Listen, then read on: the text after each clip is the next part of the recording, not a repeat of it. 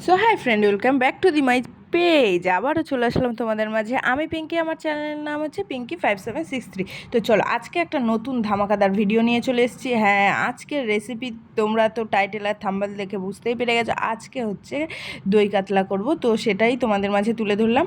যেহেতু তোমাদের দাদাভাই আর আমার জন্য, তাই তো এখানে 4 পিস নিয়ে নিয়েছি, আর বাবুর জন্য 1 পিস আলাদা পরে ভেজে নেব। তোমরা পুরো ভিডিওটা দেখতে থাকো, স্কিপ না করে। আশা করি ভালোই লাগবে।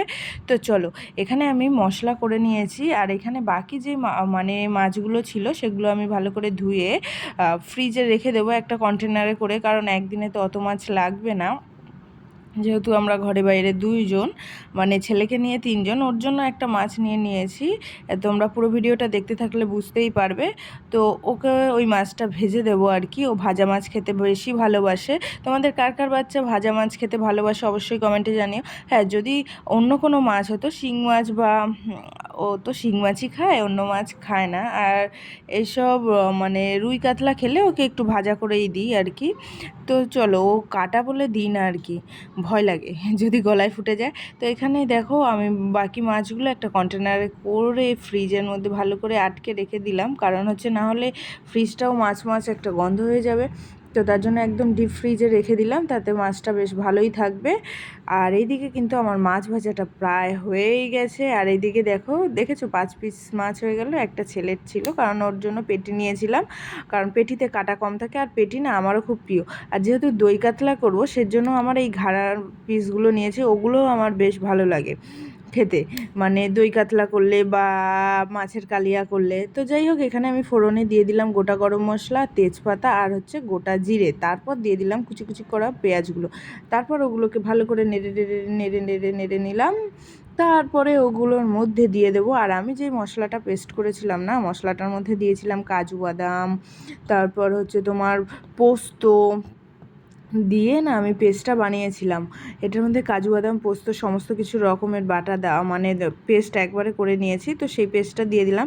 এরপরে কিন্তু আমি টক দইটা মানে ফেটিয়ে নিয়েছিলাম, অনেকে ফেটিয়ে নেয়, আমি একটু মিক্সিতে করে নিয়েছিলাম। তাহলে কি হয়, একেবারে জল জল হয়ে যায়, বেশ ভালোই লাগে, তাই না? তো তারপরে আর এটাকে আর মানে ঘাটতে হয় না, পেস্ট করে নিলেই আমার মনে হয় বেটার হয়। তো তো যে যেমনভাবে ভালো লাগে করতে, শেষে সেইভাবেই করবে। অনেকে হাত দিয়ে ঘুরিয়েও করতে পারে, তো আমি একেবারে না একটু মিক্সিতে দিয়ে পেস্ট করে নিয়েছি। আর তারপর এটার মধ্যে একটু দিয়ে দিলাম হচ্ছে নুন, আর তারপর দিয়ে দেবো হলুদ, যেটা ছাড়া কালারটা একদমই ভালো লাগে না, কেমন ম্যাট ম্যাট ম্যাট ম্যাট করছিল। তারপর দিয়ে দেবো একটু কাশ্মীরি লঙ্কার গুঁড়ো, যেটাতে একটু লালচে ভাবটা আসবে। লালচে না হলে না বেশ ভালো লাগে না, তাই না?